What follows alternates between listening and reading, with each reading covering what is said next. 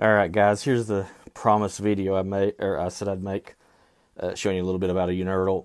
This is the, what's called the Ultra Varmint 2-inch. 2-inch because the objective lens, they measured it by 2 inches back then. Calibrated head, which just means you can adjust it for focus, parallax, blah blah blah. I know a lot of people always ask about the spring. The spring is for recoil, and I'll show you here in a second, but during recoil, the gun moves back, and it lets the scope go forward and return it. As you can see here, it returns it into position. The reason it's like that is because the Unertl is actually externally adjustable. You can see here how the elevation and windage pushes against it with the spring plunger. You won't see many people freak out over that, but it's got 3 points. One, just that bottom left there, just keeps it in, just holds it in place. You turn this to raise or lower, left, right, and it moves the scope left or right for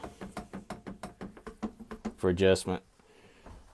This lets it move in place, holds it.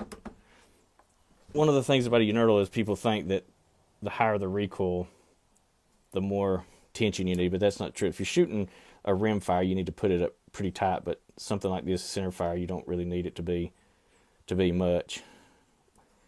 If you've read Carlos Hathcock's book, you'll hear references of, even in World War II, a guy shooting the sniper rifle and then have to pull it back into place, and that's because they didn't have the spring on it. For some reason, the Marine Corps thought that sand would get in between these parts here and scratch the tube in the Pacific. So they would take another clamp and put it to the rear as a spare, not to limit the movement, but it was a spare. People think it was there to limit the movement, but it's just a spare. But so without the spring, the scope will move forward every time you fire it, and that will affect your zero, so you'd have to pull it back every time you fired it. That's what the spring is, to keep you from having to worry about that.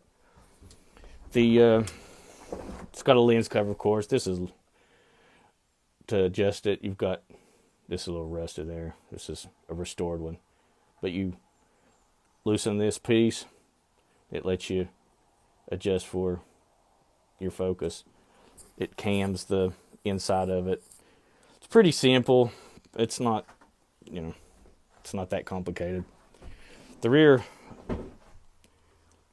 shows you the power that you've got right here. These two screws, there's a screw on each side right here. That's actually for letting you adjust the crosshairs to center them up, level them.